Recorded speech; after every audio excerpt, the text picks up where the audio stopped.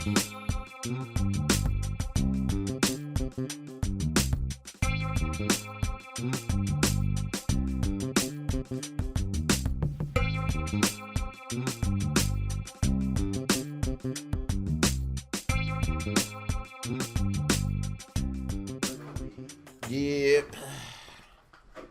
Well, did you do the damn thing or did you not? The damn thing?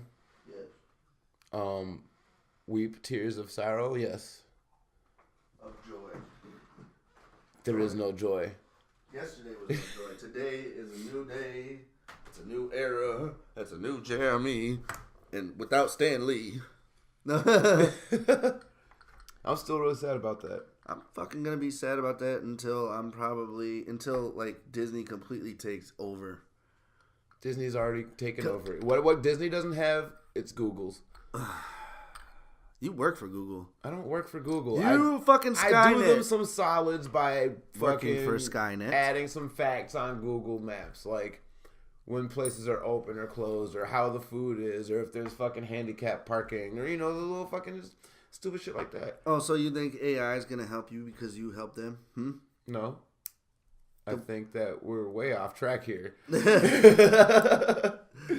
No, we're not. What does Stanley got to do with Google?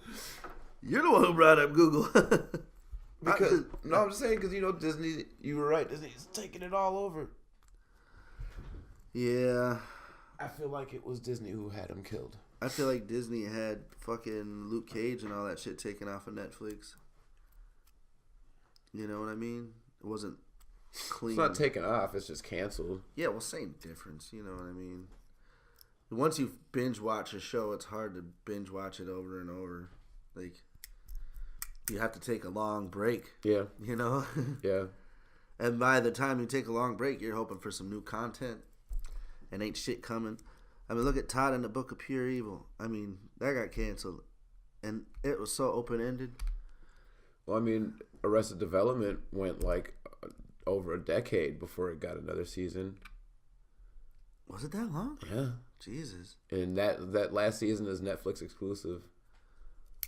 Well, it's a good show. It's a good show. I don't know why they would cancel something so good. Was it? Here's the thing: was it up to them to cancel it, or was it like? I don't know. Because it's like. I mean, the same could be said about like other shows too, like Community. I think that show got canceled. Did it? Mm-hmm. A while back. There was just too much happening. Like Dan Harmon left the show as the showrunner, and then Chevy Chase had a bunch of disputes with the show, and then fuck Chevy Chase. Like he had said something along the lines of it wasn't like his kind of comedy, that he would have gone a different route with certain things, and I mean, fuck Chevy that's neither Chase. here nor there because he still stayed on the show. Who, Chevy Chase? Uh-huh. He was on the show? Yeah. I didn't watch that show. All I know It was a good show. Fuck Chevy Chase. Why? Because he's a fucking asshole. For what? For all of the shit. You know why? That's why he stopped. Like, people stopped working with him for the longest time. Really? Yeah, because he's a complete God complex asshole. Really? Yeah. Huh. Never knew that. Well, that's third party, though. I don't fucking know, really. I mean, fuck, he's a celebrity. I guess when you get big and rich, you become an asshole, or everybody thinks you're an asshole. That's kind of like, because I do okay for myself. Everybody that I used to know that's not doing okay thinks I'm stuck up fucking asshole. But I'm still an asshole. I'm just I do okay. I just look like I'm doing okay. And when people approach me and ask me for things as if I have the capacity for that kind of generosity, yeah. And I tell them no because I can't, yeah, and they're like, "Man, fuck you, you old uppity ass nigga." Like, what the fuck? How do I deserve that? I tell them I don't know. I don't like to give random people money because I don't know what the fuck they could go and buy a gun to shoot some shit up. I don't know what the fuck they're doing with it, but. When I see a homeless person on the corner, I know what they're going to do with it. They're either going to, A, buy booze, C, buy drugs, F, get some food. That's about it. That's about it. I don't ever see them in Walmart. How many homeless people you see in Walmart buying new clothes or buying fucking blankets? Or in front of Walmart. Yeah. For that matter. Exactly. I usually, like, if I'm from downtown especially, and, like, I get approached by, like, a lot of homeless people who are asking for, like, money and cigarettes and stuff like that. And the cigarettes part I don't mind so much anymore because I don't really smoke them anymore. Yeah. But, Jesus Christ, phone. They people ask for money a lot. Yeah. And, when they do, I don't really, because I don't carry cash on me like that. So I offer them, like, I'll tell you, hey, I don't really have cash on me like that, but I'll buy you a sandwich or something. I was gonna eat anyway, so let's go eat together. And they're like, no, I want the money. Yeah. Like 9 times out of 10, no, I want the money. Nah, you're no fun. Actually, 10 out of 10, because I've never been able to buy a homeless dude a sandwich yet. I don't buy him sandwich. I'll offer him like, hey man, you want this sandwich? I took a bite off of it. No. I put it in the garbage just for you. Yeah, I know how you like that seasoning. Come on now. I see you go and buy some food and go throw it in the trash and rub it around and pull it out. That's like your ketchup. No. Sometimes I want to just pull a straight Wyclef and just be like, hell no, motherfucker. Hell yeah. I get that though. Like, I see young, able-bodied people out there, like 20-somethings. I'm like, you're out here panhandling. I'm like, what the fuck? Was it you that we were driving? I think it was driving around with you. And there was Yeah, a we dude saw that standing out bitch. there. No, there was this dude out there with the sign, and he had an iPhone. Yeah. No, dude, it's even worse. There's these people we seen standing on the corner, right? Mm-hmm. And we've seen them a bunch of times, and they're all like playing up this homeless thing, and I'm feeling bad for them. And then like I see them walking to the back of this house, and they go in the house, and they like come out like not more than a few minutes later, looking completely fucking different. And it's obvious that's where they live, you know. So they go in there and come out with less stuff and change clothes real quick. They just went out there and made some money real quick and went back home. That was it. So they're out there collecting when they're not homeless. They have a fucking house that they're living in. But I get it. Everybody's got bills to pay. There's some motherfuckers who claim that they make like $200-$300 a day doing that shit. Mm-hmm. It's wild. Mm-hmm. Hey, man. Girls, I know some prostitutes that make more money than that, though. I bust my ass, and I can't even make $200-$300 a day. That sucks, though. I can. But the problem is it takes such a long-ass time. You know, you sacrifice all this fucking time and getting all this skill up and all this shit. Mm-hmm. I mean, yeah, I can make that money, but fuck, man, it took a long time to be able to do that and have confidence and have people have confidence in the work I do. Mm-hmm. Shit, man. I'm just glad I stuck with it because there was a long time I was thinking about doing other shit. I mean, I suppose I could probably make half that in a day if I like took myself out of this creative funk that I've been in for like the last couple of years. It's rough, bro. It's really affecting my work.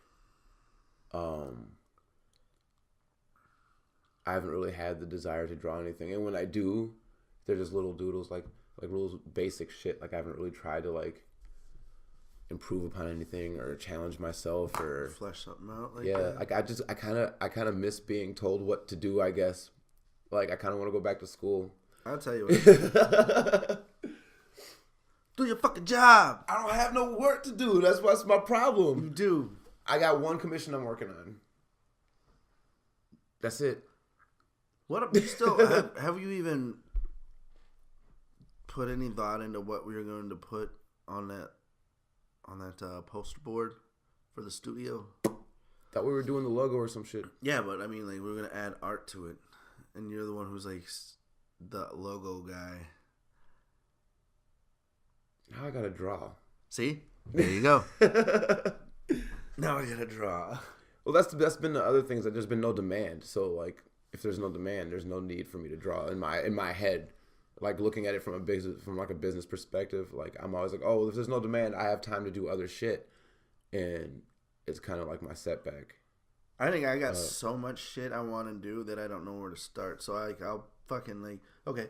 So I got my weight bench downstairs, and then I got my kettlebells, and then I got all my boxing equipment and my yoga shit, And then, like, there's body weight work. I have all these different modes of working out and staying fit. I don't know which one to do. So I do, like, 5 minutes on everything. And then I'm sitting here, like, not completely focused on, gaining strength or getting speed or this or that. I'm just like, it's overall dabble. It's like being at a buffet and only having such a big of a plate. You know what I mean? Where you go to a buffet, you get your little plate and you go to one thing and you fill that fucker up with noodles. You got your fill of noodles today. That's I got like a little bit of this and that and that. And the same thing with the guitar. Like, there's so many different scales. Like, just recently I chose to stick to the pentatonic scale. Like, all the forms of it, and then that Egyptian scale and that I can't even remember the melodic or whatever it is. What about that harmonic scale that you're playing? Oh yeah, and that one too. The was it E harmonic scale? Yeah, that one. But I'm trying to stick to those, even though I have a list of like 20 or something. Right. These different scales that I'm fucking with, and there's just so much to learn. So many chords, so many this, so many that, so many techniques on the guitar. Well, music theory is a really complex bitch. Yeah. There's a lot of math. And that's the cool thing. It's like when I first started, earlier this year, when I first started learning about chords and shit, instead of just playing like on the piano or doing this or that, after learning the shapes and scales or whatever, I'm like, okay, this is just like how to make sounds. And now I'm learning what each sound is and how they correlate with the next. And this summer, we were talking about all these notes and like fifths and fucking and half notes, and then you were talking about flats and all this shit. It was kind of going over my head a little bit. I was getting some of it, but it didn't mean anything to me. It's starting to make sense now. And that's what It's just a matter of half steps, really. Yeah, but it's making sense to me now. Yeah. Like, I'm starting to see the math behind it. Before, I didn't see anything. It was just, I know what sounds come out of where, and I don't know what they're called, and I don't know like what they equal up to, what goes with what, right? What beat, or any of that. I didn't know nothing, and now it's starting to come into a full picture, and I'm excited because we got a bowl here. Because I get to get deeper into it. It's no longer just the surface level of, sound. Right. You know what I mean? Like when you walk by a piano and at a store, you don't know shit about it, you press it and you make some noise. Okay. And then there gets to a point where everybody knows how to play chopsticks on a fucking piano. They don't know what they're playing, like the notes they're playing. They don't know anything. But then you get to fucking around and then you can find stuff that sounds familiar, and you start fucking around, and you can come up with songs that are already made, but just by ear. You don't know what you're doing yet, and then you slowly get up there.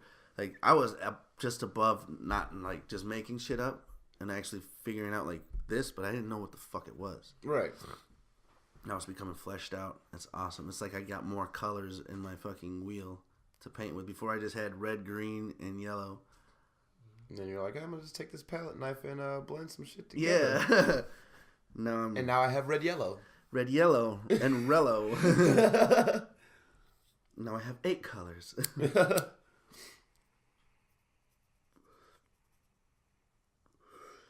But maybe that's my problem, is that my focus has kind of been shifted more towards music in the last year, and not towards visual art. Yeah, maybe it's because I don't want to unlearn the things that I've learned. You know what I mean? And music has always been just as important to me as drawing, but I never took the time for music outside of school, right? Except for my guitar, and so like I spent the last year like jumping back into music theory, and like just relearning some of the things that I've forgotten, and like sheet music is easy as fuck. I'm never gonna forget how to read sheet music. And I'm never gonna forget like what makes a flat and a sharp. You know what I'm saying? Right. Like things like that. Like that's really basic shit. Or like 16th notes and like music time and stuff like that. But like scales are important. Knowing what notes make the root notes for chords, and right. Like knowing what key you're playing in, and being able to differentiate different modes.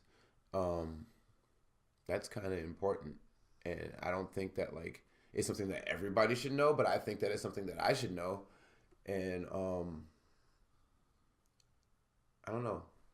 I kind of want to make some music, and so I've been making music. I think it's easier. Like it's like going like, without having that knowledge. It's like going out to the woods and gathering up what you can find to make something with, versus going to fucking Home Depot and getting all the right size tools, all the right size screws, like all the right correct shit you need to make this beautiful house. Right. Whereas before you were throwing sticks together and rope and shit and tying together and making something that resembled a house. You know what I mean? You don't have all the plumbing and all this or that. You know, it's just like it's a shell that's not really sturdy or stable or true. You know what I mean? Yeah. Excuse me. And even in your head, you're trying to mold this thing. It's like clay without tools. You're just like trying to make all these sharp edges and not knowing what the fuck you're doing. Right. Whereas, like, after you learn everything, you learn all the right techniques, you learn all the right tools that make the right carves, the right cuts, the right grooves. You know, you learn about all these little different things, all these nuanced things that help you flesh out this whole idea. And you kind of have steps to get there without any of that music theory or any of that knowledge. You're trying to leap to the final line without knowing any of the steps, and it's just kind of like wandering your way to it, and it's not going to be 100%. Well, I mean, the same could be applied with anything that you're trying to do, really. Like, but over time, like even if you fuck around and you don't know, over time and you continue to do so, you'll get good. Just like anything, because everything was just. It's just like I used to tell people, it's like everything that anybody's ever done, they're always a beginner. And even then, when they first started, when this thing was first invented, nobody knew a fucking thing. They all just kind of had ideas on what they wanted to do. Mm-hmm. And now look at where it's evolved to. And it was like, we have tools and we can look back and make our way forward, but we don't necessarily need to go to school for this shit. You know what I mean? Like, I never went to a trade school in my life except for to get certified for lead certifications and, you know, that type of shit. I never went to art school till college. Yeah. And it wasn't really an art school. I just took art classes. I never had art classes. Yeah. Ever as a child. Except for like maybe like in elementary school where we all did the same stupid shit. Like, color in the lines, kids. Well, that's why I liked when I went to the suburbs. Because when I went to Anoka, like when I went, even Fred Moore, art class was like a legit art class. They taught us about Impressionism. We did like a few weeks on every type of art here, and then we would do a study on it, and then we would learn the technique, and then we would apply the technique. Did you go to Franklin at all? Yeah. You remember Miss Purvis? Yeah. She was my art teacher at Hall, and she became the principal. Yeah, she was the AP when I was at Franklin. Yeah. But she was my art teacher at Hall, like in like third grade. Yeah, it was my first year there, and then that was the only time we had like a real art class. Other than that, it was just like really lame projects that we had to do. But like, she taught me about abstract art, and to this day, ever since then, I still can't like wrap my head around. Like, I understand what abstract, how it's made, like what it's supposed to represent, things like that. But like, I just don't get what makes it so fucking valuable. Or what makes it such a why it makes a huge impression in the art community or in the community around it, for that matter, that where people are just like gobbling it up. I don't know, it's all basic to me. Like, I like abstract art when it's an abstraction of things that are here in real life, but like just completely abstract art boggles my motherfucking mind. Yeah, like the chair sitting in the corner, like that kind of abstract art bugs me. Oh, you mean like just like prop art? Yeah, prop art like that. Fuck prop art, dude. Me and Joe went to the Walker, and we seen, it was like these fucking like Venetian blinds that were not like those blinds there, but like the ones that hang down. Yeah. They were strewn out in the corner of the fucking museum, like just like right in the corner, like in front of like this archway where you walk into like the rest of the displays and shit. And me and Joe were looking at it like, what the fuck is that? Like, who just throws Venetian blinds in the corner? And then it says, art, do not touch, on a little sign next to it. And I'm like, what?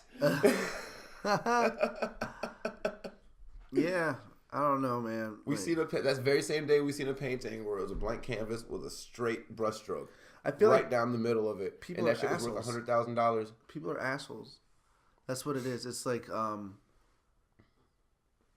it's so self-indulgent. I feel like, you know what I mean? Like, what, prop art? yeah, well, any of that shit where they're giving you garbage and they're telling you it's art. You know what I mean? Mm-hmm. It's like, it's really perspective, and that's what it is. It's perspective, and their perspective is to convince you their garbage is art. It's not fucking art. I know for a fact they don't think that's fucking art. I'm almost certain. I know. There's no fucking way you throw a piece of garbage in the corner and crumple it up newspaper, throw a banana peel on it, and like, boom, bitch, art. That's modern. Like, postmodern. Well, I mean, Warhol had motherfuckers pissing and shitting on shit. You see? But that's not art. That's not art to me. That's an expression. Yeah. It's not something that's like, I mean, if you use art in that open term, you know what I mean? It's so fucking broad that you could throw anything in there. It's not valuable to me. It's just invaluable art to me. It's fucking dumb. It's really dumb. Like, when I think about art, I think about, like, Magritte and, like, Beardsley and fucking, like Mucha. Rockwell, yeah. Like, you know, like, or like Paul Rand or fucking anybody who actually, like, puts effort into their work, and, like, fucking Picasso and fucking Bruegel and just, like, the list goes on. Yeah. I mean, like I said, I don't hate abstract art. I appreciate abstract art for what it's worth. Yes.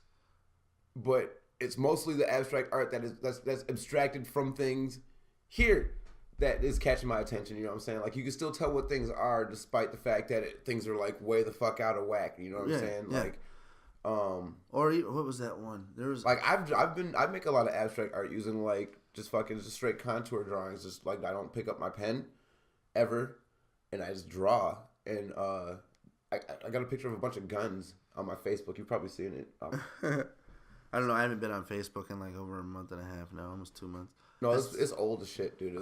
It's yeah. from like years ago, but yeah, I got it lingering around somewhere. I don't know though. I actually had a dream about an abstract art piece before I ever seen it, which is crazy. When I was a kid in Oklahoma, I used to have a dream that sometimes I'd be running in a field, and the field was like a wrestling mat, like a bright orange wrestling mat, and I'd run, and for some reason I get flung into the fucking sky, and as I'm flying up, I look down, and I could see this big giant circle of orange, like yellow orange, like a cornfield orange, and then there was like another circle of red, and there was another circle of green, and then in the middle of it was a circle of black, and I would fly up, and in my head it looked like what that abstract art piece was, because I would see it and it just looked like a big giant target board, and then I would land on it when I would wake up, but I would always feel the fuzz in my feet and shit, and wake up like, I fucking hit the ground. But it's a reoccurring dream. And when I went to Fred Moore, they were talking about abstract art, and then they pulled out this piece, and it was the same shit in my dream. I'm not kidding. It was a big orange or yellow circle with a red circle in it, and I think there was a white circle, and then there was the black circle in the center. And she explained it to me, and the yellow was a cornfield, the red was the barn, the whatever was the roof of the house, and the black was a crow flying over. And I'm like, that's fucking insane. Like how did I dream about that? Or did she show that to me, and my brain was like, oh, that's what it was. We're just gonna change it to something that's familiar now. You know what I mean? Mm-hmm. Like, did I really dream that, or what? You know, because I remember that clearly, because it happened multiple fucking times. And that one would be coupled with a troll dream that I would tell you. Did I ever tell you about that? No. The little treasure troll dream? No. Oh, fuck, I hate them fucking things, dude. So when I lived in Oklahoma, I lived with my dad and my mom, Donna. And I lived with my older brother, Ricky, and April. And I had my own room. And it's Oklahoma, and they don't have basements. Fucking God knows why. I still don't know why. Isn't that like Tornado Central? Yeah. So, right. Well, I've actually experienced multiple tornadoes living in that house. Like, they stole my fence, my fucking swing set. Tornadoes just stealing shit? Yeah. I'm going to take this swing and let my kids play with it. Yeah, it just takes the shit away. It takes my swimming pool. But anyways, it's like a bungalow type house, long, stretched out house. And my room was at the very end of the house. And down the hallway, there'd be rooms. Like off to the left would be my sister's room. Off to the right, a little bit further down, would be my brother's. You would see the hallway to the dining room and everything. And then at the end of the hall would be the bathroom. And everybody's doors would be open in my dream, and you could see the moonlight coming through. So it'd just be a black hallway with light shining through in certain sections. And the bathroom's at the end of the hall. My bedroom's at the other end of the hall. I would walk out my bedroom door and look down the hall because the hallway ended at the end of the house, and the door was at the end of the hallway, not at the very end, but off to the right of the wall. So I would look, and I would walk out, and I'd look down the hallway and see the light coming through the few doorways, and I could barely make the silhouette of the bathroom out, and I would always see pop up out of the bottom this little, it looked like 2 foot, 3 foot troll. And it looked like a treasure troll, but it had like evil fucking eyes and sharp teeth and shit, right? Ugh. And it made like this weird giggly noise, not like a high pitch giggle, like this is a weird fucking creepy laugh, right? And it would scuttle like back and forth, like shifting his weight and at like a hyper speed, and it would shoot up like come flying down the hallway really quick and jump at my face, and I would wake up. Fuck that. And I would be bouncing on my bed, and then I would wake up freaked out, and I would look at the doorway, and it would be in the doorway, and then it would come flying at my face, and I'd wake up again. And then I'm like, I can't do this shit. And I would either cover my head, and if I covered my head, I would fall asleep, and I would go into that fucking running in a field and dropping dream. And then I would wake up again bouncing on my bed, and then I would fucking not go to sleep.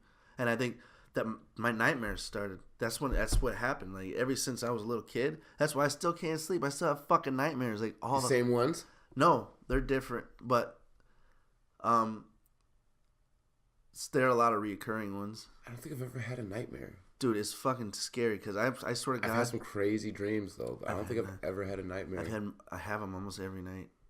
It sucks. I've dreamt that I've fallen. Yeah. And that I've actually hit the ground. Yep. And when I wake up, I'm on the floor. Mm-hmm. But other than that, like... You ever wake up with your legs buzzing? No. You ever jump off a roof of a garage or something and off a high hit and you... Yeah, and you feel it. That's how I fractured my toe jumping off the bleachers. And you feel that...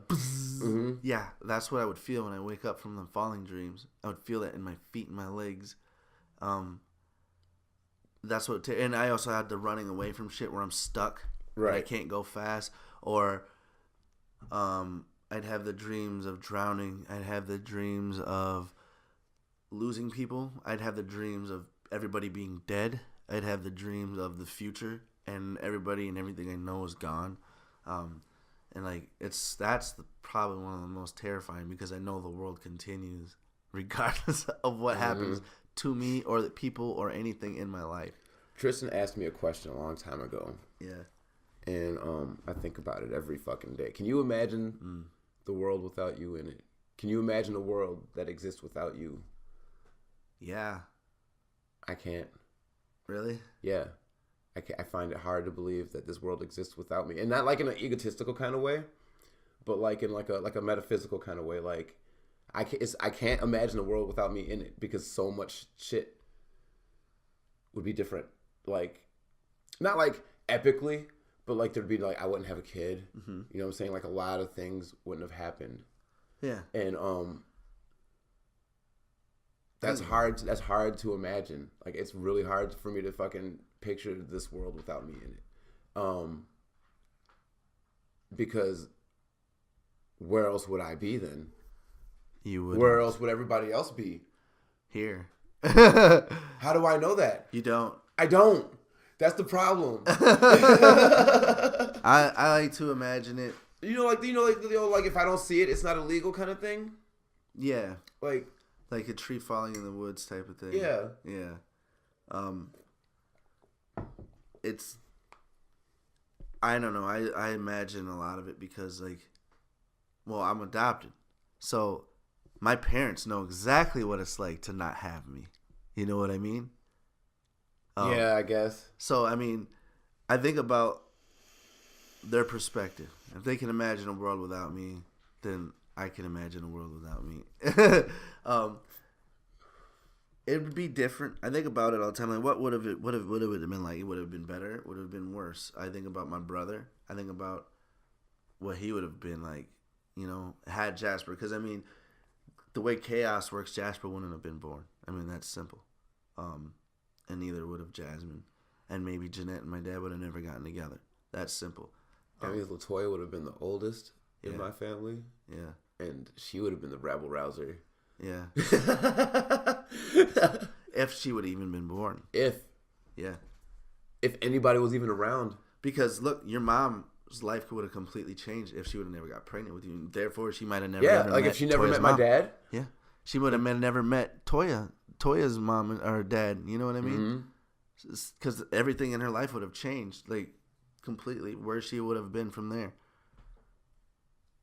Or junior. He probably wouldn't even been a junior. Unless it was something like she was going to church and she met him at church. Chances are, but the odds that she would have had sex and they would have she would have gotten impregnated on that very moment at that day. He could have jacked off the day before and boom, there goes your sister down the drain. You know what I mean? So. Yeah, see, I can't. It's hard to fucking think about that shit, dude. I don't know. It's a fun exercise. It's depressing sometimes. Because just right now in this moment, we just created an alternate timeline. Yeah. That's probably happening right now, where none of us are here. Yeah. And everything is up is down and left is quarter circle. Anything that could have happened has happened in an alternate, if you will, if there is such thing, then it's happened. Period. Everything that we could ever come up with. There's a place where the Nazis won. There's a place where fucking Jesus didn't get sacrificed. You know what I mean? There's all this shit. There's those possibilities exist if. Now could you imagine? If that whole Jesus thing never popped off, and he would have just been some dude, he didn't get killed or sacrificed, he would have died like any other person. Christianity. Yeah, he would have died like any other person though. Yeah. You know what I mean? He wouldn't have been this fucking God who got resurrected. He'd just been the guy who came up with his own religion, and he might be like the Mormon dude. No, well that too, but Allah. You know what I mean? Oh, you mean Muhammad? Muhammad, yeah. Just the way everybody is, because he wasn't martyred, I don't think. No. No. He just rose into heaven. Yeah. So, I mean, but the way things work, you know what I mean? They have to have that type of shit.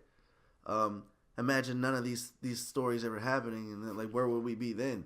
Well, I mean, Islam regards Jesus in a different manner. They regard him as a prophet, not like a demigod or a god at all. Yeah. And it's almost akin to how they regard Muhammad.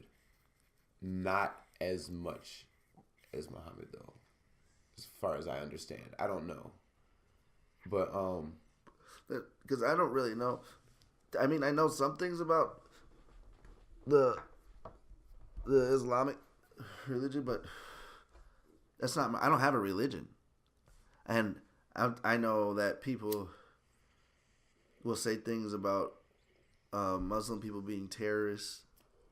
I mean, that's bullshit. It is bullshit. Cause half the world is fucking Muslim, or at least a third or something. It's a big chunk, dude. It's a good chunk. It's a big chunk. I don't know the actual numbers. It's in the billions, I believe. Yeah, it has to be. There's 8 billion people here now. Let's look into this real quick. Yeah, you pull that up. But, I mean, the religious thing, to go back to what I was saying, like imagine if the dinosaurs never got destroyed or a comet never hit, you know, like anything we could have imagined if there's such thing as alternate timelines has happened, which is pretty fun to think about. It's just like, if you can imagine that, why can't you imagine a world without you? You know what I mean? But anywho, Sprout's busy looking up facts.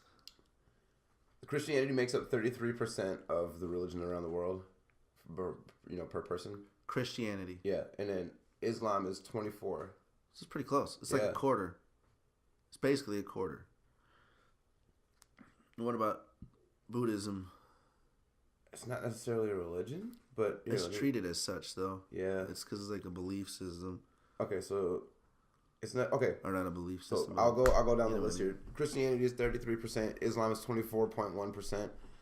Unaffiliated 16%. I'm guessing that's atheists.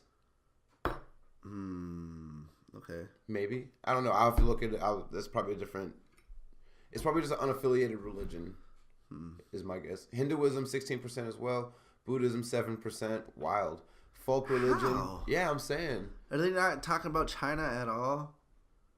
Or any of the Asian countries? Like, what are they like? What is they telling me? China's fucking all it's probably just because there's just so Christianity? many fucking different kinds of Buddhism that statistic is probably inaccurate just to begin with. Because like, well, same thing with Christianity. You know what I mean? Mm-hmm. But they're lumping them all in. They are. That's a fucked up thing. Folk religion. What is folk religion? Is that just like storytelling? Like like fucking no written history kind of shit. Yeah, like paganism and shit. 5.9%, other 0.8%. And this is as of 2015. I feel like those facts are skewered. I think so. I'm sorry, 2012. That's by 2012.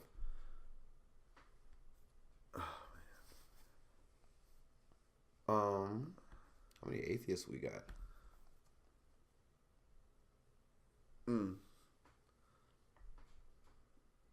I know it has to be somewhere in the millions.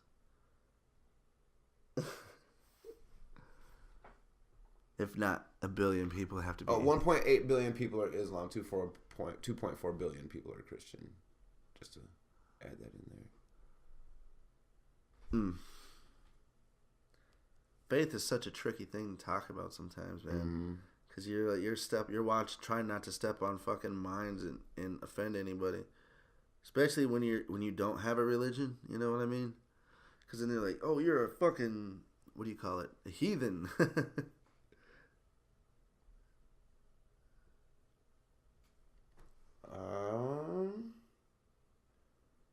There are approximately 450 to 500 million non-believers in God worldwide, which amounts to about 7% of the global adult population.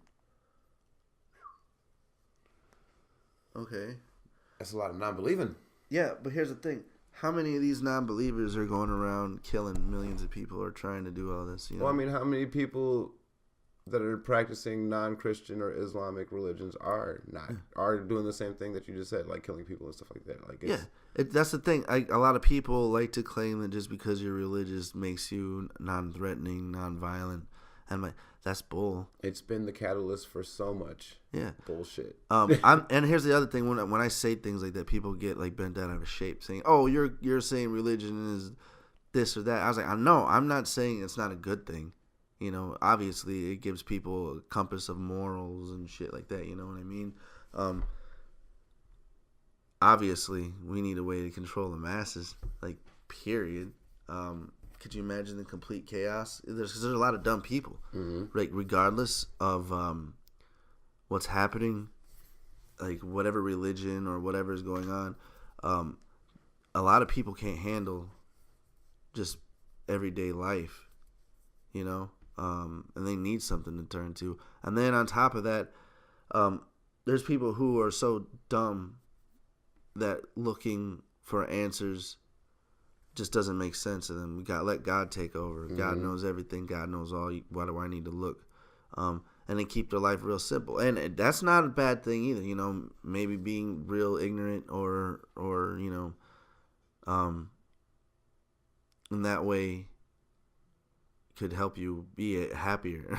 You I don't know. I mean, on the flip side of that coin, like there are a lot of fairly intelligent people, psychos too, who are decent people, and it's because of their faith. You know what I mean? Yeah. But there's a lot of intelligent people who, because of their faith, they believe they should be killing people with some special drink. So, yeah.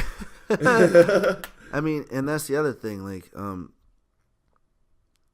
it's really an individual thing. I mean, we can say, oh, left-handed. There's like a lot of left-handed serial killers. We can say a lot of white guys are doing mass murders. You can say, you know, just by data clumping and basing things off of what we see, like race or something, just going real simplistic with the idea and trying to pin down like that's what a killer is or that's what a bad person is really stupid. Because I mean, it's like, it's just like sexuality. It's a rainbow. It's a spectrum. Yeah. I mean, you just never know. Yeah. You never know, man. You could push a person to a point. Like, and here's my thing. Like, we're all animals, regardless of the ability to talk to each other and communicate and learn and collect knowledge, the how-to and the that, you know what I mean? It's different in everybody else's eyes because they like to think of themselves as not. But we all have, like I was saying, instinct. Well, our body drives us. I don't care what anybody says. We might be able to think about things and do things, but this is all to keep the body happy. We want to be fed. We want to sleep. We want to fuck. You know? Yeah. And shit, you know. But we have needs, our basic needs, and our mind wants to keep that happy. Like, why do we want a house? Why do we need a house? Why do we need a place to live? To be comfortable. Why do we need to be comfortable? Because the body wants to be comfortable. You know what I mean? Mm-hmm. The body wants to be fed. The body wants all these things. And granted, art is feeding the mind and all this. Like, there's things outside of what we don't really need. But that's like an outside comfort. What comes first and foremost is food, sex, and sleep and shit like that. You know what I mean? Safety. And once you get all that, that's when everything else comes along, you know? But even that doesn't rule. Like, all that extra shit, all the art, all of the beautiful things, all the appreciation and looking deep into things doesn't happen without everything else being taken care of. You know what I mean? Mm-hmm. Because even a starving artist is trying to sell his shit to eat. Yep. You know what I mean? And I am hungry. Holler at me on Twitter at I am Sprout. Help a nigga eat.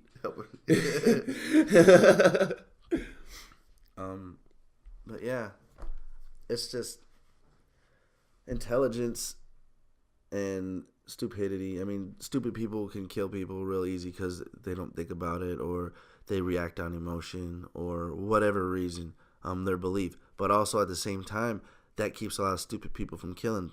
You know, like, oh, I'm gonna be punished, or they believe in like this guy. I'm gonna go to hell. Yeah, you know, they have these weird ideas and beliefs. Not saying they're stupid for believing. That's what it sounded like, but that's not what I mean. But I'm saying for those stupid people, belief keeps them in line. Mm-hmm. And even intelligent people who believe, that helps keep them in line as well. You know, as far as I'm concerned, like I've had the hardest time believing in anything, anything that's not. Well, did your family ever like do things like go to church or shit like that? Or when I was a kid, and I remember this. This was in Oklahoma, so I was real little, but I remember it clearly. I remember way the fuck back. I remember being pushed in a carriage out of my house in Oklahoma, and I tell my mom about this, and she corroborates my memory, which is really cool. But my dad used to be enlisted or whatever it is. He used to go to a school to become a preacher. Mm-hmm. Wait, your dad? Yes, my heathen ass dad, the alcoholic fucking nutcase that is my dad. He was gonna be a preacher. Your air quote, you need to wipe your G, dad. Yeah, yes, yeah. That guy was gonna be a preacher. He was really big into religion. And he went to the school and saw things that changed his mind about the faith. You know, Like, he lost his faith going there. But meanwhile, because he hadn't had any kids yet or any of that stuff, and I was adopted, you know what I mean? Mm-hmm. So it wasn't like he still had the option to do things. I don't think he could be a full-on priest, though, you know what I mean? But he was going to school for that, and he saw things in the church that made him lose his faith. But meanwhile, you know... like he's trying to be a Catholic priest, or he's just trying to be like an ordained minister of some other variety of Christianity? It's Oklahoma. It's super religious down there. It's like the Bible Belt down there. But like what kind of church? I don't remember. I think it was a Baptist church. Okay. Ooh. Yeah. But I don't know. I can't remember. I know. Yeah, actually, I think we changed. Was it divinations or whatever? What's the word I'm looking for? Denominations. Divinations. I don't know what it is because I'm not religious. But I remember going to these camps and shit in the mountains in Texas and everywhere else. And we'd be around a lot of singing and Christian shit and this and that and the other thing. A lot of happy feelings and things. But like, what did that mean to me as far as religion? You know, not very much. Especially after my dad left the church, it was like, because I mean, even what I experienced then, it really was like a cult to me.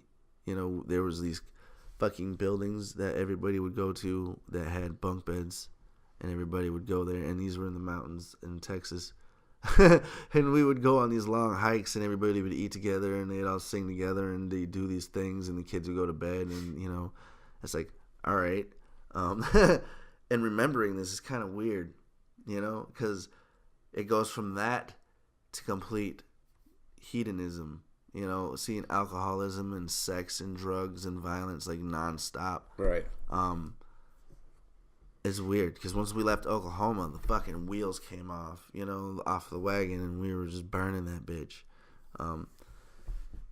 Boston was crazy. I saw like my dad do all kinds of gambling, and we got like, what was it? Good Morning Vietnam. We went to see that in the theater. Mm-hmm. My dad was drunk off of his ass. Took me and him to the theater, drunk, and he started arguing and yelling at fucking Robin Williams because he's seen this. He's like, I've fucking seen you before. I've seen this. And the people down in front of us were starting to yell back like, just shut the fuck up. You know, we're trying to watch this movie. And then my dad's like, oh, I'll fuck you up. And next thing you know, there's a fight going on, and the cops show up, and I'm like 7 or 6, and however old I am when this shit came out, and we go to the police station, and my dad's handcuffed, and they take him in, and I'm waiting for my mom to pick me up, and I realize like this is a whole new start of my life, and things just go crazy, and even in Oklahoma things were a little crazy, but only every so often when my family would come around, or like when my dad's family would show up. Because, you know, they're fucking off the wall, or they were. And then, you know, my dad was just trying to hold it together because when he was growing up, his life was fucking crazy. Right. And when he got with Donna, he was trying to live a legit, like, I'm a married man, I'm religious, like, buy a house, start my business type of, like, fucking American dream shit. And he was going for it. But then, like, everything came apart. I wonder what he's seen that made him leave the church. I want to know too. I never you should ask him. I should, but like, and when he talks about it, he kind of closes it up. It's fucking weird. Really? It's kind of like he's been in war. He was enlisted in the Navy though at 16. Like, he wasn't supposed to be, and he was out there in the ocean and everything. Damn. Yeah, my dad was tall as fuck. You know, he was like 6'5" or something like that. So and at 16. He didn't know how to swim, and they had him out in the middle of the ocean. And then my grandma had to sign all kinds of shit and go to court and everything to get him out. And she got him out like when he was 17 or something like that. Did he choose to enlist, or they made him enlist? No, he ran away because he got into a bar fight and swung around a car jack and smashed this person in the ribs and crushed their chest in. And he was like, I'm fucking out. And he ran away and enlisted in the military. Damn. Yeah. Yeah. Mm. Yep. Damn. So it got real crazy. And now I saw like the craziness, so I was already kind of used to it. but it became a regular thing once we moved to Boston. And then after that, there was like gambling, debauchery, people doing cocaine, people fucking infidelity, a lot of fighting, a lot of booze, a lot of bongs. Damn, looking back at my childhood, man, I had a pretty wholesome life. Yeah. I didn't really get to see too much. Like, I mean, there's the occasion, like when I was like 4 or 5, maybe 3. Whenever we moved out to Tacoma, with my dad, not like my biological dad, but like the dad who raised me, and like my mom and my dad would be like partying. Before we got our own place on this little cool ass cul-de-sac where you could see Mount Rainier from the house and shit, we lived just off the base, I think, and it was we were sharing a place with like some of my dad's army buddies or some shit like that. So it was like 2 families in this house, and me and my sister had to like bunk up with like these like the worst children ever. Like they were just terrible children. Like the oldest kid would always like he'd like go in the bathroom. I'll never forget this. He'd go in the bathroom and he'd like in there for a long ass time, and he would come back out like, I got you guys a candy bar. And he would be holding a shit in a toilet paper like an ice cream cone and shit. That's fucking. And he'd chase motherfuckers around the house with it until one motherfucker slaps the shit out of his hand, and then we all get our ass beat because there's shit on the floor now. and then, or like, I mean, other than that, man, it was like, like the adults be partying, and the kids would have to like stay in a certain room while the adults are partying and playing shit, and on occasion, my nosy ass would go out there to see what the adults were doing, and like I would see like my dad smoking or some shit like that. But like, that's it. Like I never got to see like a shitload of drug use. Like I mean, I knew my dad smoked weed throughout my entire childhood. Like that was like we all knew. Like especially after like my parents divorced and my dad would come pick us up and stuff. Like it always smelled like weed in the car. So it's like. I knew it was you couldn't not know, you know what I'm saying? My mom was never really cool with it though, and that's kind of like what drove them apart. But I don't think weed's a big deal. I don't think anybody thinks weed's a big deal anymore, really. Not anymore, no. Except for my mom. Except for your mom, yeah. My mom is like weed is her arch nemesis, bro. It's so weird. It's so weird. I don't know. I don't know. It's fucking weird. Like, I mean, other than that, like, we went to church. Yeah. We fucking did church things. I went to Bible camp every year until, like, I was old enough to say I don't want to go anymore. And even still, I went.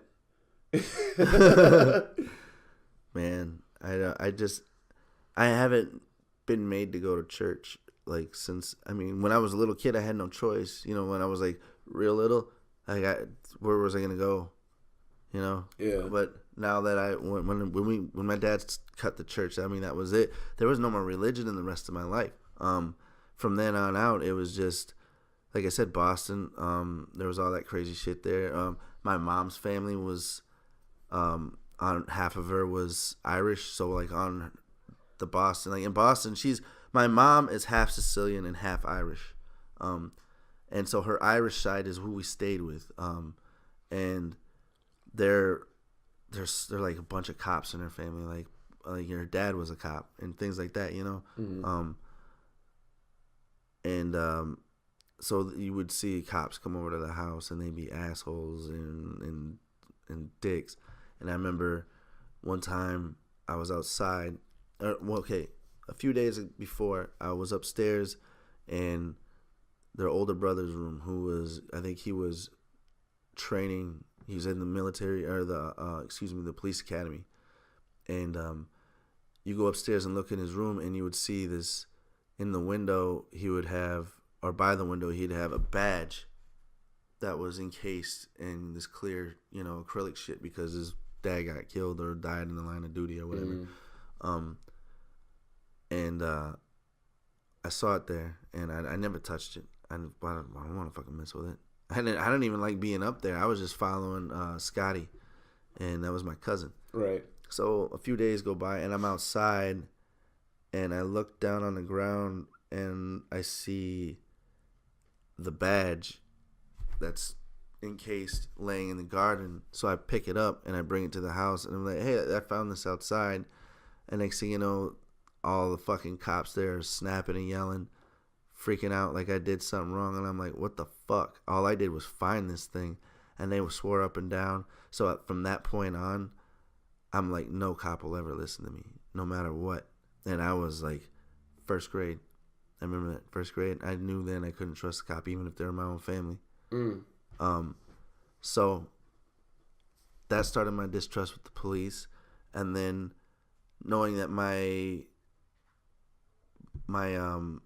aunt's husband did all kinds of coke and was fucking all these women, and my dad was hanging out with him, and they would be smoking, my mom and them would be smoking weed in the camper, and they would do all these other things, and my mom was fucking around on my dad, and my dad was fucking around on her with this Asian lady at this restaurant he used to take me to all the time. So we'd be going there at like 1 o'clock in the morning, and he'd be dancing with her while I'm sitting at this bar with these blue and pink lights and shit with these drinks that had umbrellas in them, and I would watch all this shit go on. And one time I was there drinking my umbrella drink like 1 o'clock in the morning, watching my dad feel up on this lady like he always does, and my mom shows up.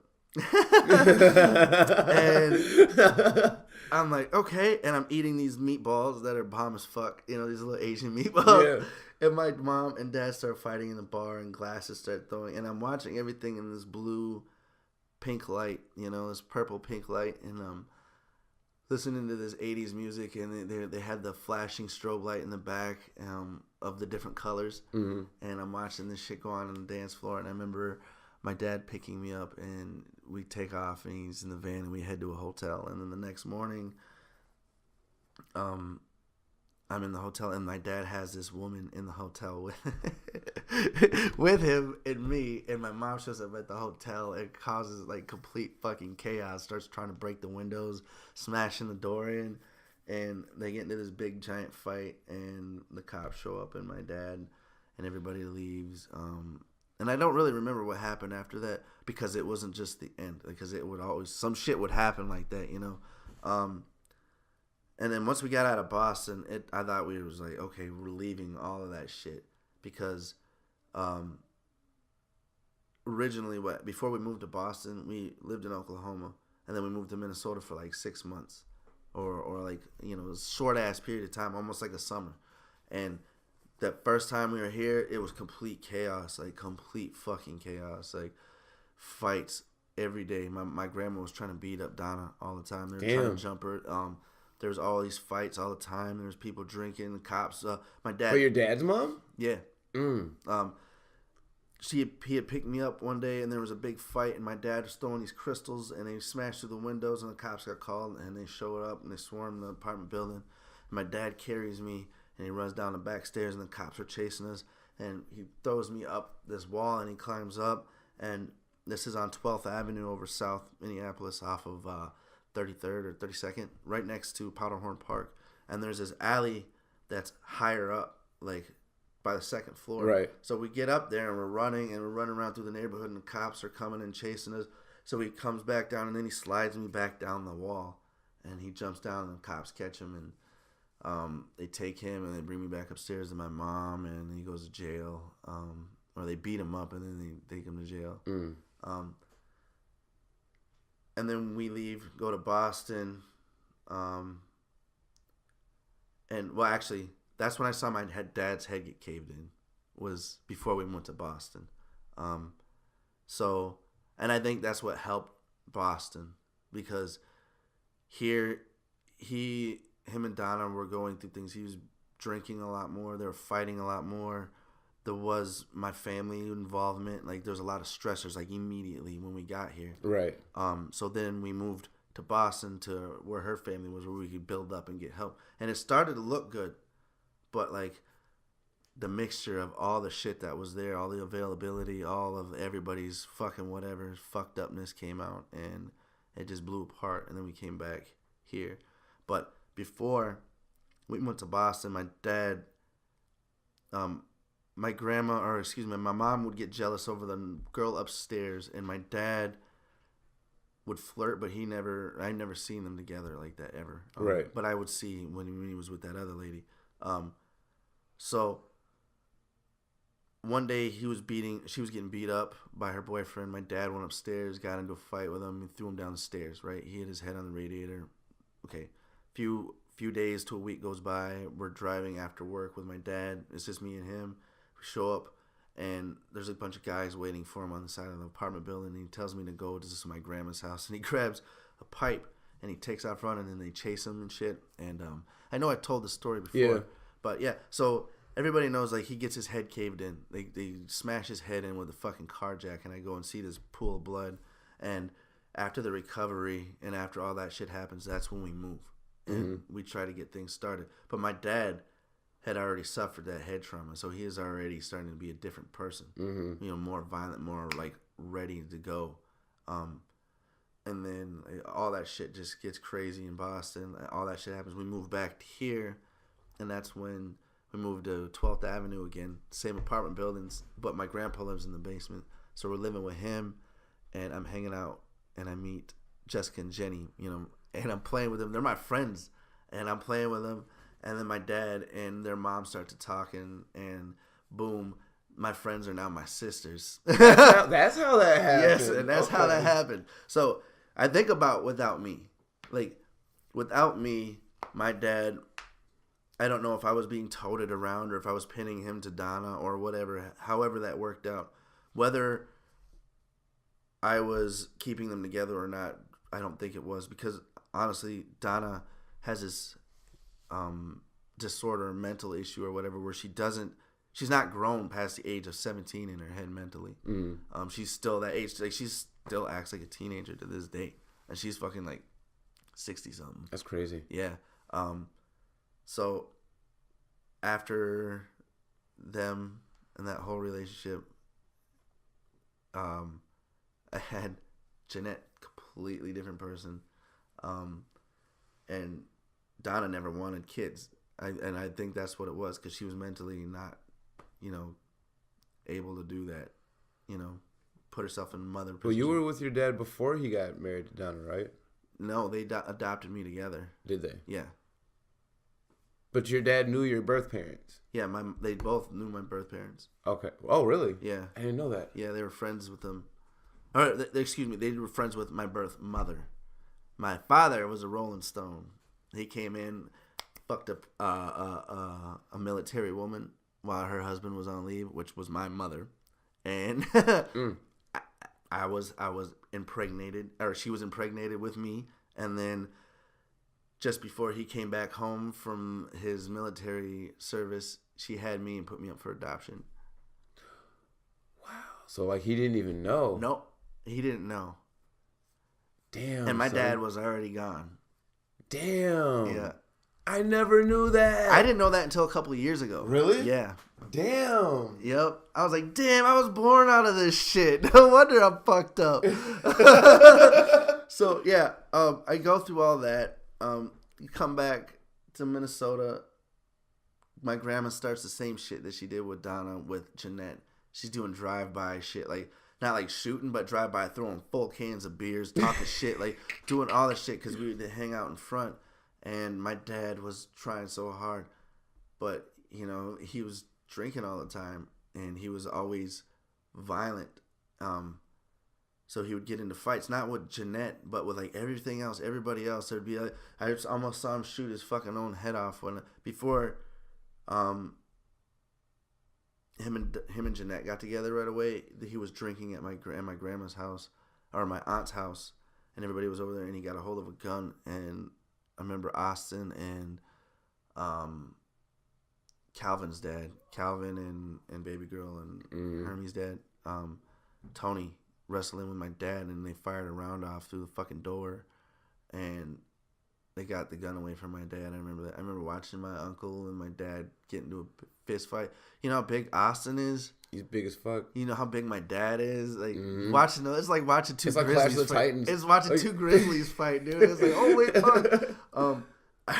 Two Grizzlies. I remember I was a little kid. I grabbed a bike rim, a tire, and they were wrestling and fighting. And I ran up and I slammed it right on the back of Austin's neck, dude. And it bent, and it didn't bother him. A bike tire rim. Like, oh, the rim. The rim, and it bent right on his neck, and it did nothing. Not even a beat. Your uncle was Luke Cage. Boink. But they were just going. But yeah, I would see shit like that. I grew up watching this violent shit, and then I'm like, things started to slow down. My dad started to get older. He stopped drinking after he popped Jasper's arm out of his socket when he was like 3 years old or 4 years old. He grabbed him by his arm and pulled him. What? Yeah, and after that, that's what made him stop drinking. Not the fact that he picked me up and threw me across the room and smashed my head on a fucking dartboard and split it open. Not getting kicked in the face. Not any of this shit. I got kicked in the face and my face swelled up like this and a big ass gash. Was that before we met? Yeah. I would get fucking like, this shit always would happen. You know what I mean? And my dad started drinking again when we met. Like, that's when he started drinking again because he quit. Oh, so it's my fault. No. Yes, it is your fault. But when he quit smoking, he quit drinking. He was just a fucking crabby asshole who would come home and go to work.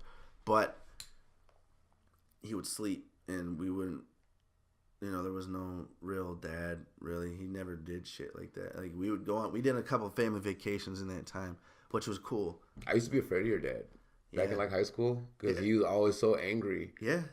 And, like, I would be, like, really quiet whenever he would talk to me. Even, like, when he's, like, in a good mood. He's like, hey, Sprout, come here. I need your afro for a Brillo pad. Blah, blah, blah, blah. And I would laugh. And then I would have something smart ass to say, but it would just be like...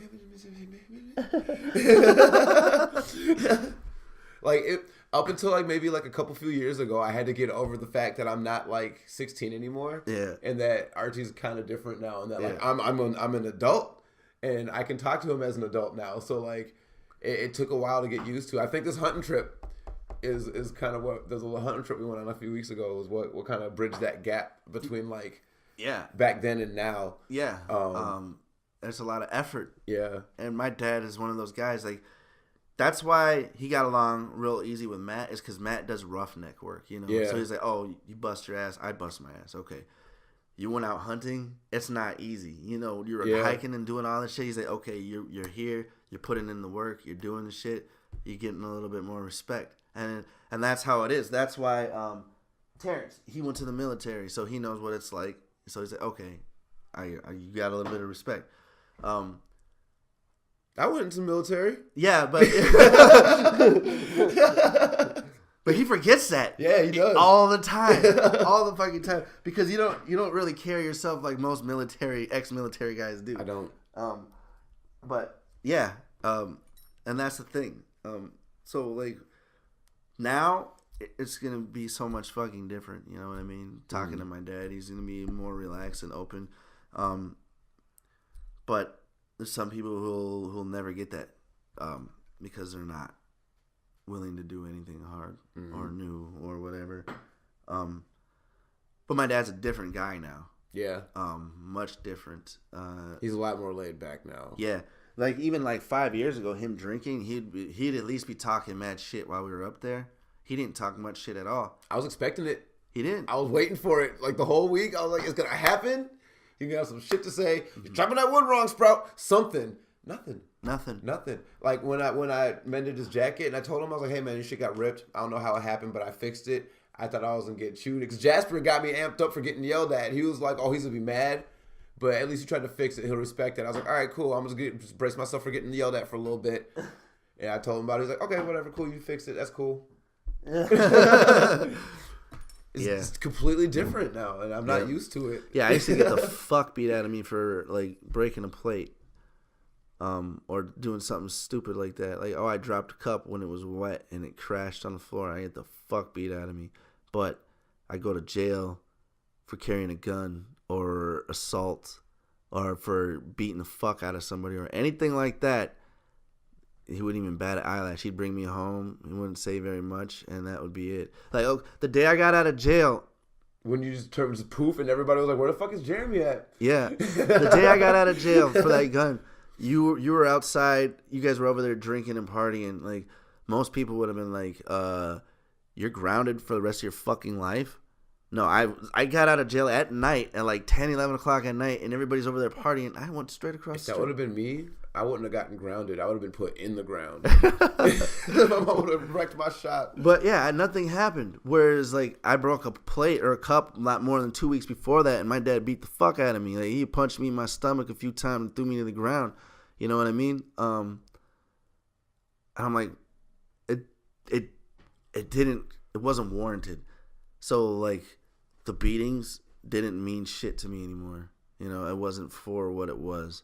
So I learned to take them, and I learned to be whatever, and it didn't do shit anymore.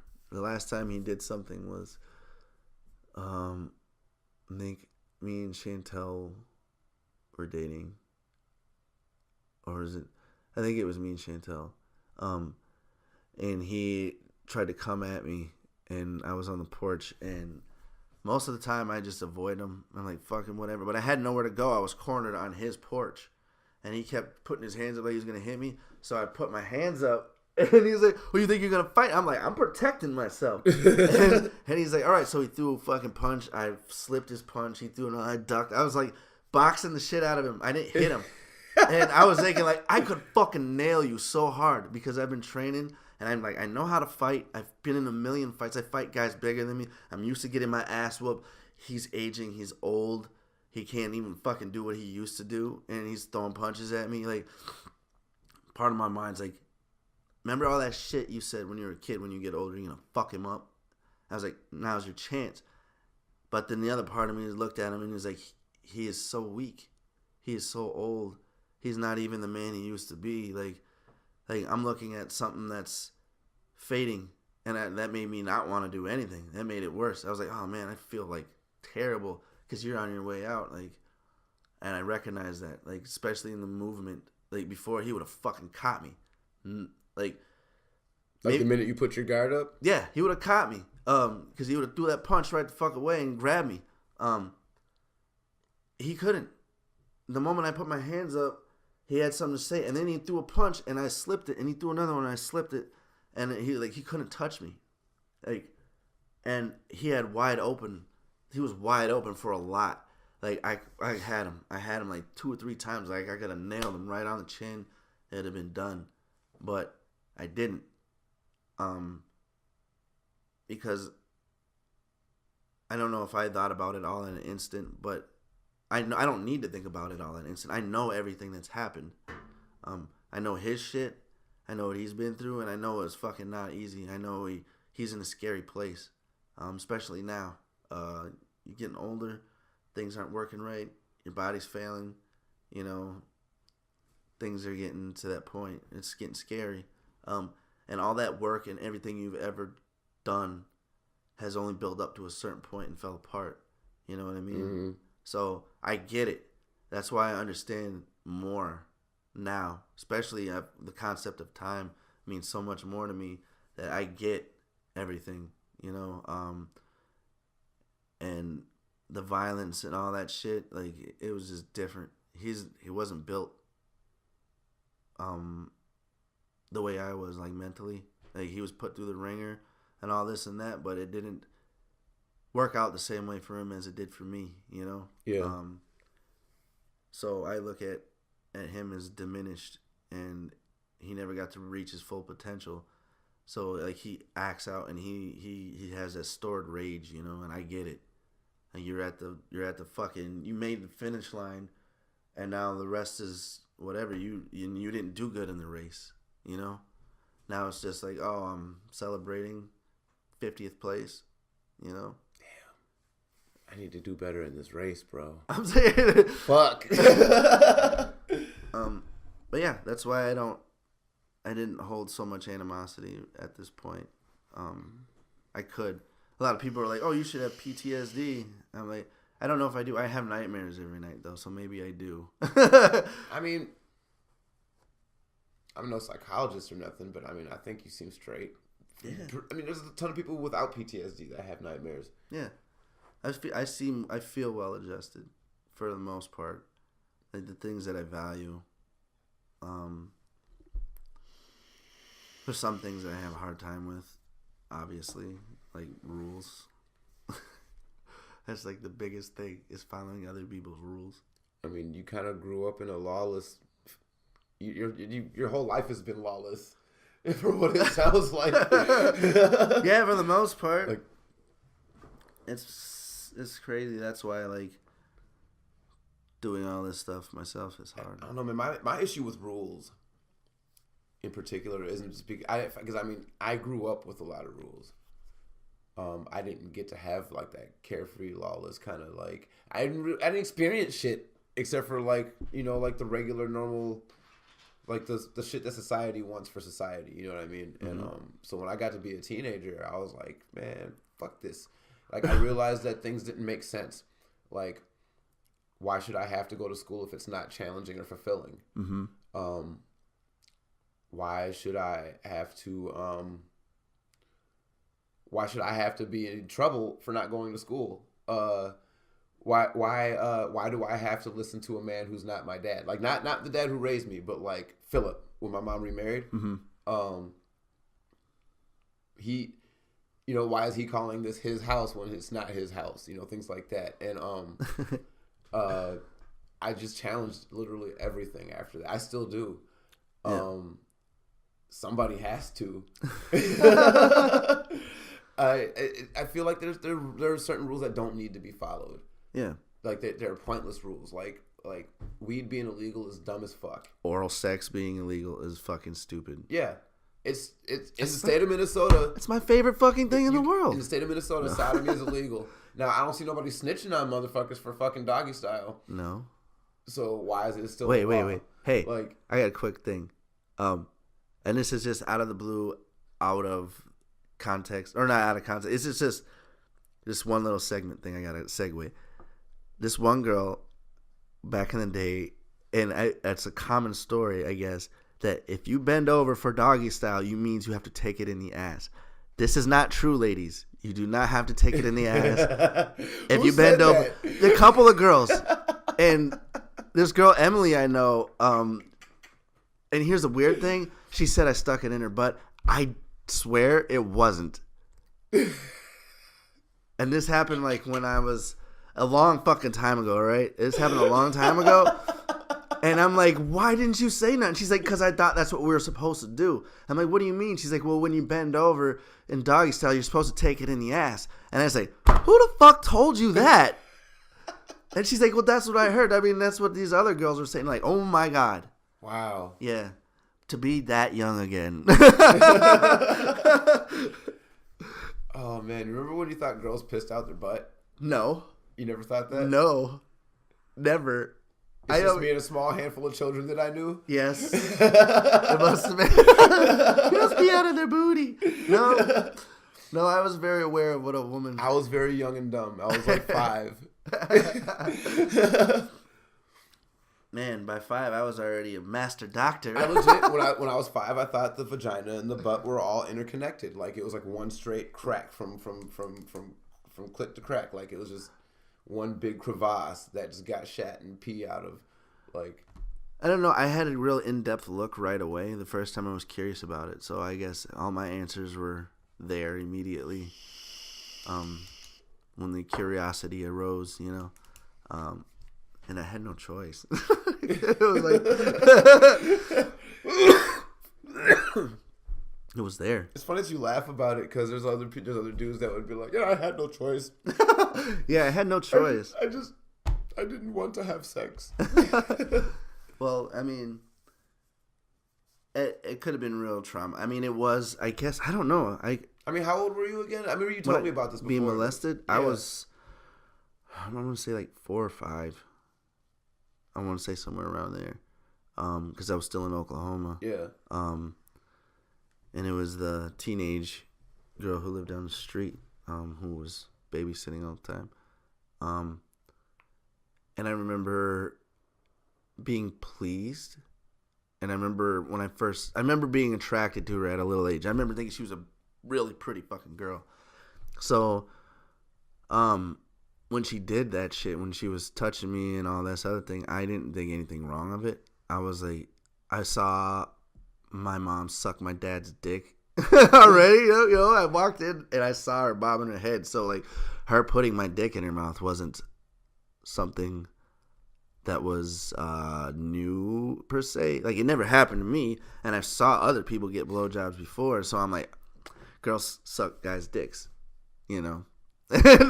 and so it happened, and I'm like, it didn't really negatively affect me. So then why do you call it molested? Because the definition is to be annoyed by it. Well, so, like, because the idea of a 4-year-old getting his dick sucked by a 16-year-old girl is like, it's pretty outlandish. yeah, I think most people would say that's molestation. But I mean, even if I was like not saying no or any of that shit, I was 4. Like, what capacity did I know what the fuck was going on? I suppose. Yeah, but at the same you can't time, really celebrate it like, hey, yo, this bitch sucked my dick. No, I just thought that's what happens, you know. Right. So when I was playing doctor, and I remember feeling that rush feeling with the neighbor girl. So I would like, it would just continue in that way. And then when I was with the neighbor girl, I felt like it was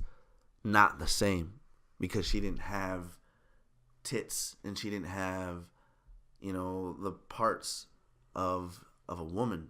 And so like being attracted to a woman was like, I was always into older women, like teenage girls when I was a kid. And like when I was a teenager, I liked 20-year-olds, and when I got to my 20s, I liked girls who were in their 20s. Some teenage girls were okay, but I liked 20-somethings and even like beginning to be 30s, you know. So like it was always my age or older that I was interested in, because they were like what I had the idea of what a woman was. Right. So like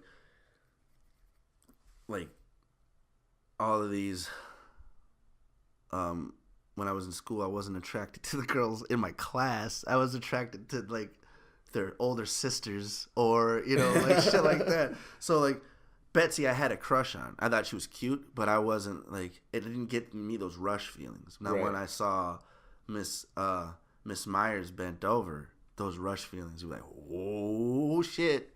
But I guess it did. I mean, if you think about it, it probably did fuck me up. It probably did have some kind of effect on me, obviously. But it didn't. It wasn't like. It could have been so much worse. It sounds so bad to say. Did I tell you about the time that my mom thought I got molested? I never told you about this? Oh, wait. I think so. You gotta tell the story. Okay. So, I came home from work. I was working at Rainbow Foods, and it was my first job ever. And I came home from work, and my mom was like, "Jermaine, we gotta talk." And I hate when she says, "Jermaine, we gotta talk." I hate when anybody says that. No, when my mom says it, I always think that I'm in trouble. Mm-hmm. To this day, as a 38-year-old man, Jermaine, we gotta talk. What the fuck did I do? So she hits me with, "We gotta talk." I'm like, "All right, cool, let's talk." She's like, "Why don't you come upstairs to my room?" I'm like, I'm about to get grounded. I don't even know what the fuck I did. This is bullshit. Like, this is bullshit. So I go up there, and she's like, "Do you remember Jim?" Now, a little backstory. Jim was a guy from our church who he wasn't at our church very long to begin with, but he dated a lady that used to stay in our guest room for a while. They got married. They bought a house together. I used to go and mow their lawn and shit for money. Just money. I wasn't saying anything. My eyebrows were implying. And just lawn mowing. I got you. So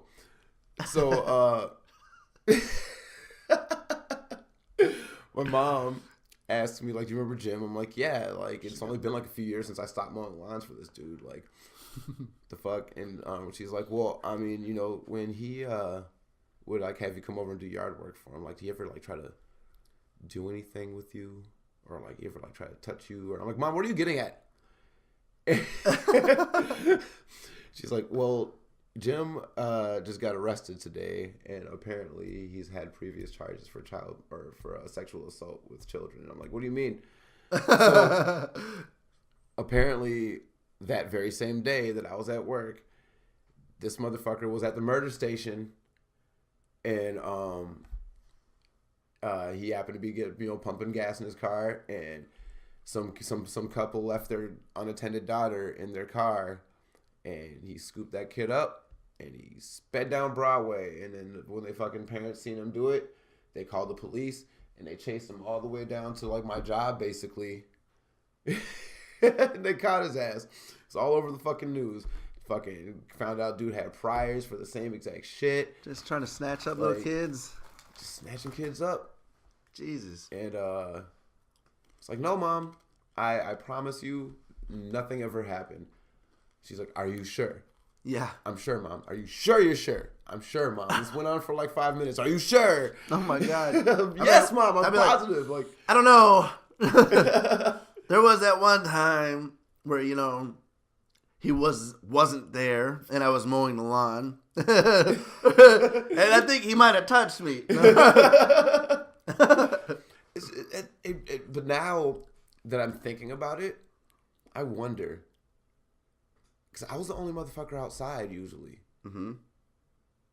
Was he taking pictures? Was he watching? Was he like holding himself as he was doing these things? What was he doing when I was not looking? I don't know. You know what I'm saying? Like, you should ask. You should ask D. Oh, fuck you. Oh, I try so hard to forget that moment in my life.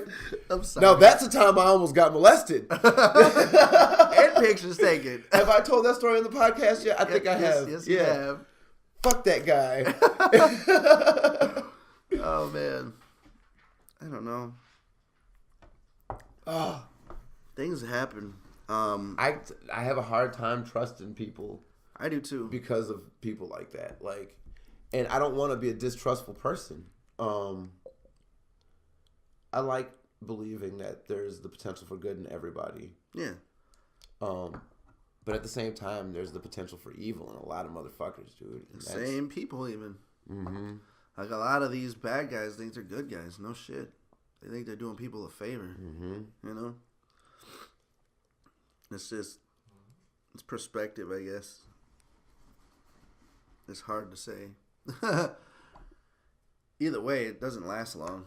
I mean, we're only here for so long, and make the best of it. Yep. And from what I can tell, not being religious and having things happen to you doesn't make me want to latch on to God anymore. It makes me want to live life to the fullest. And I realize a lot of people live that way, and they die sad.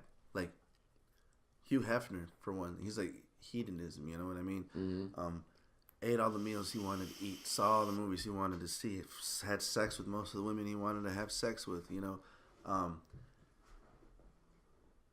At the end, he would go... I just read this article about Hugh Hefner's last couple of years, and the Playboy Mansion wasn't what it used to be, you know. It wasn't this giant party every fucking night. Like, they would go there and it'd be kind of quiet and chill. Everybody be doing their own little thing. There wasn't sex everywhere. People were dressed. And they would sit down and they would have a meal together, and you know, they just play out this weird offbeat feeling going through these motions, and he'd have the best food, this, that, and everything, and then he'd go to bed.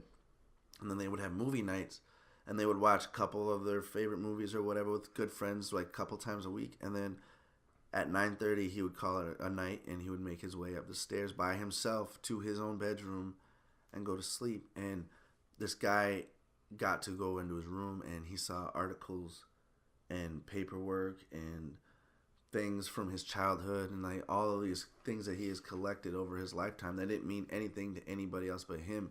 And he realized that this guy was afraid of dying. Ultimately, he was terrified of dying, and that's why he collected all of his memories. He fucking has over 200,000 pictures or some crazy amount of pictures. He documented every moment of his life from here on out, or here from then to now, you know, and he's collecting all these memories and all this and that because he's afraid of dying and because he has nothing.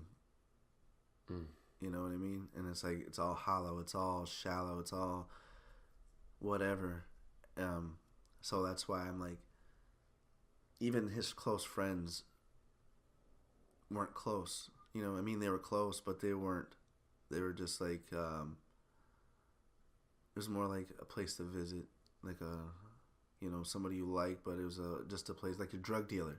You know what I mean? Yeah. Like, you like your drug dealers. Most of the time, they're cool people, but they're not your. You don't want. That's not your fucking like homeboy. You're gonna chill with every fucking day that you're doing all this shit with. You know what I mean?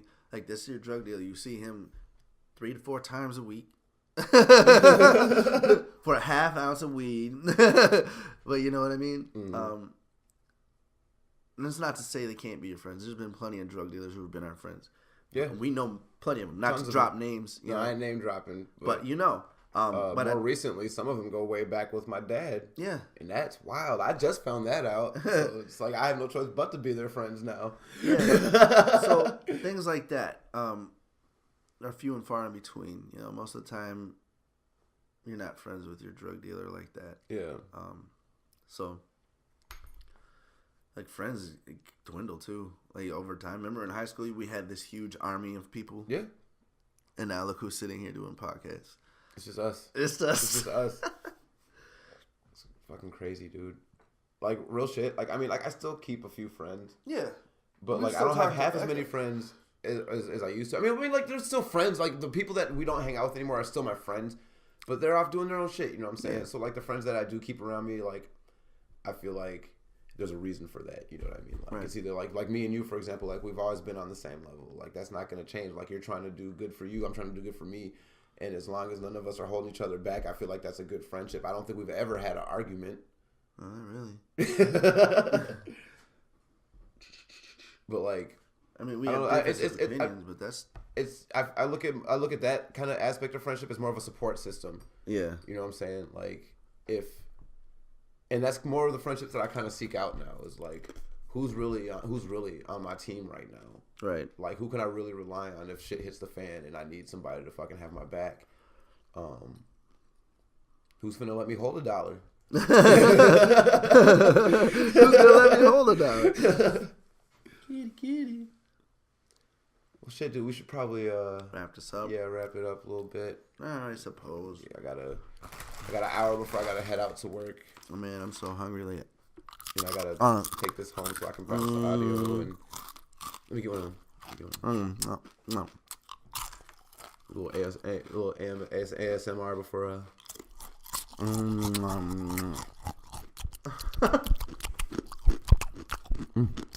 No, I've been snacking on these crackers and bars and chocolate. You too. No. Oh, it's so gross. All right, y'all. Peace. Yep. Later.